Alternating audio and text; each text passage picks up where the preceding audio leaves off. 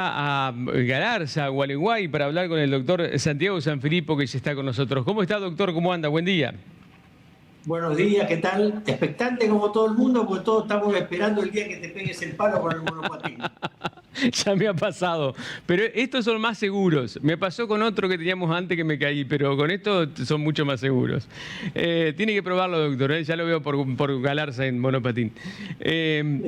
Doctor, hablemos de los trastornos del movimiento. ¿Qué son y exactamente por qué se producen?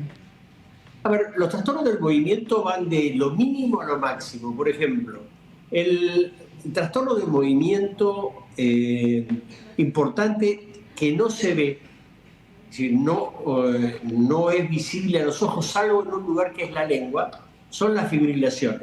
Las fibrilaciones son las contracciones de una fibra muscular que se producen por una lesión en el nervio. Ujú. Es imposible de ver salvo en un estudio que se llama electromiograma.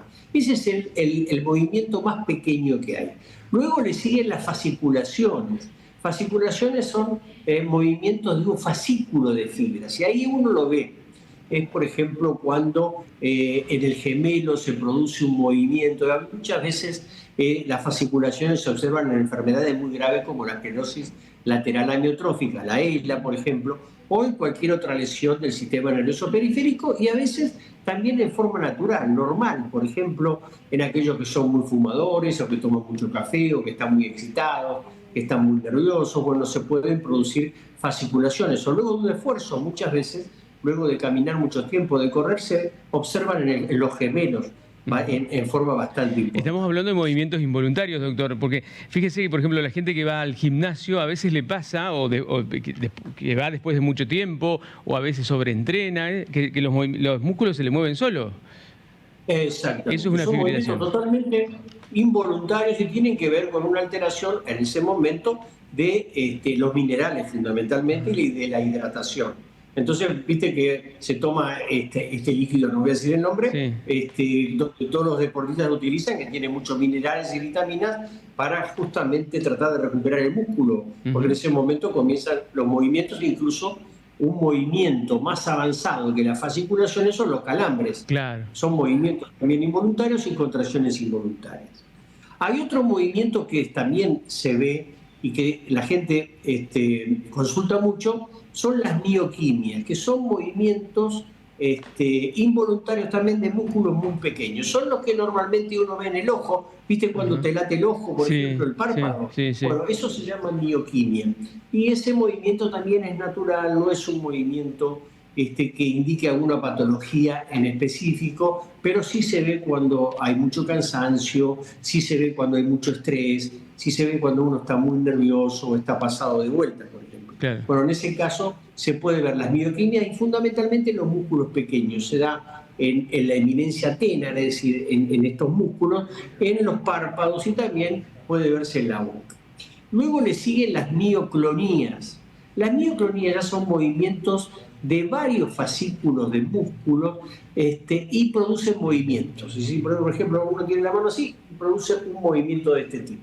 Las mioclonías pueden deberse por lo general a lesiones del sistema nervioso central y tienen que ver con alteraciones en el tronco cerebral fundamentalmente, que es la parte que une la médula con el cerebro. Esas alteraciones producen estos movimientos que se llaman mioclónicos y muchísimas veces también están asociados a epilepsia, porque hay una epilepsia que se llama mioclónica, donde existen movimientos de traslación, de cambios en los miembros superiores y en los miembros inferiores, y después va seguido a veces de algún tipo de convulsión o incluso de caídas.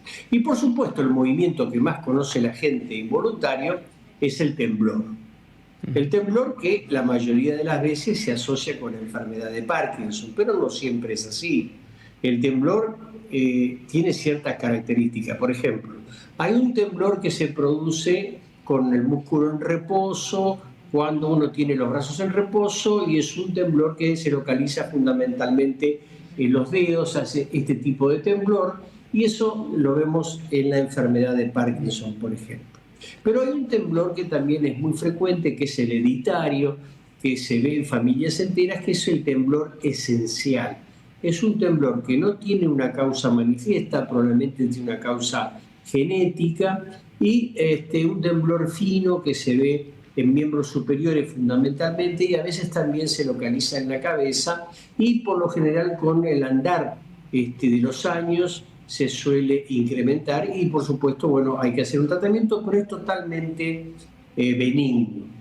Y también hay temblores que son temblores de movimiento, que tienen que ver con algunos compromisos del cerebelo. Por ejemplo, cuando uno intenta agarrar un vaso, o cuando, por ejemplo, hay un movimiento que es el índice nariz que hace este movimiento, bueno, ahí se tiembla, y eso tiene que ver mucho con una lesión en el cerebro. Como vemos, los movimientos involuntarios son muchísimos y tienen que ver fundamentalmente con este bagaje que yo te acabo de dar recién. Esos son los principales movimientos involuntarios que hay.